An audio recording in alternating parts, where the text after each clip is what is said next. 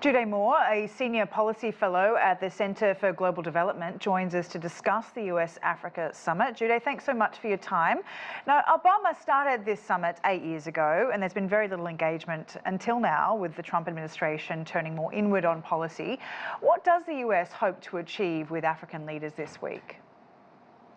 Thanks for having me again. I think the first thing is the restoration of the relationship. As you noted, during the Trump administration, the relationship sort of was almost abandoned by the Trump administration. So I think the first thing the Biden administration wants to do is to restore that relationship. The second is that, as the reporter noted, Africa is the future in terms of population and demographics. It's important to the United States that it has that relationship with African countries. But finally, over the last 20 years has been the rise of other actors on the continent. So the United States is not the only player on the continent anymore.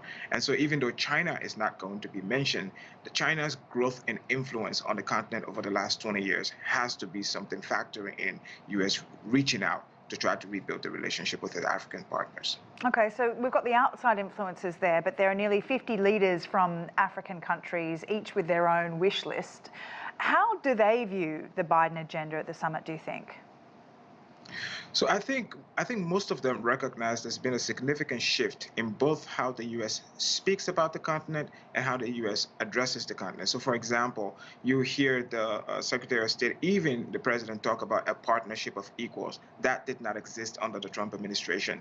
But more importantly, I think they have, even though there are 49 delegations here, they've come to Washington with a set of talking points. And I think one of the most important among them is the trade relations around AGOA. AGOA is supposed to expire in 2 years, and African governments led by South Africa want AGOA to be renewed. So that's one of the most important things that's going to be discussed here among the partnership. So you mentioned trade. How do you think the US plans to invest in Africa more broadly, especially given the fact that China has already invested heavily in the form of loans and infrastructure? I think the direction we're going to see is tomorrow is the U.S. Africa Business Forum. So there's going to be a deal room that's going to be announcing all of these private sector deals. What the U.S. hopes to do is to leverage its private sector, because the U.S. is not looking to match China on state financing of infrastructure, state financing of businesses. The U.S. is going to use it's going to use its private sector to be able to do that. So I would expect that tomorrow, the amount of deals announced will be in the billions of dollars, and that is the direction we're going to see more private sector engagement on the continent, driven by the American government. You mentioned that the US is keen to stress that this summit is not about competing with China, but what does the US have to do to gain a stronghold in Africa, do you think? I mean, it's just had Rwanda and Nigeria sign the Artemis Accord to advance its space exploration. Is this the kind of olive branch that it might sort of see to try and build a stronger relationship?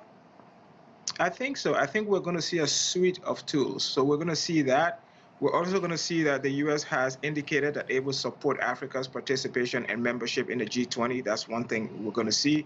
We're going to see a significant ramp up of U.S. spending on health across the continent. So over the course of these 3 days, we're going to see the Americans put forth a suite of different policy options to try to, I guess, sweeten the deal with his African partners and emphasize the things that the U.S. does really well. So one of that is going to be, of course, investing in human capital. You hear them talking about the diaspora. You hear them talking about African youth and investing in the youth. We should look forward to hearing more and more of that.